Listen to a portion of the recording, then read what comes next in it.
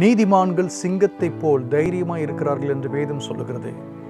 யார் நீதிமான்? முதலாவது, யார் இயேசுவை ஏற்றுக்கொண்டிருக்கிறார்களோ, யார் அவருடைய இரத்தத்தினாலே கழுவப்பட்டிருக்கிறார்களோ அவர்கள்தான் நீதிமான் என்று வேதம் சொல்லுகிறது.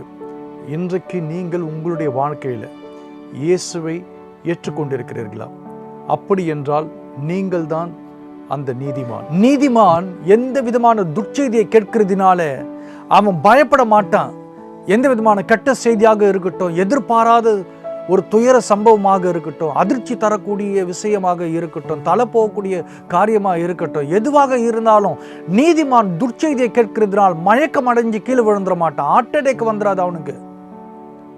காரணம் வேதமே சொல்லுது. அதனுடைய ரகசியம் என்ன? ஏன் அவன் சிங்கத்தை போல தைரியமா இருக்கிறான்? துர்ச்செய்தியை கேட்டு அவன் பயப்படாம இருக்கிறான். அவன் இருதயம் கர்த்தரை நம்பி திடனாய் இருக்கும்.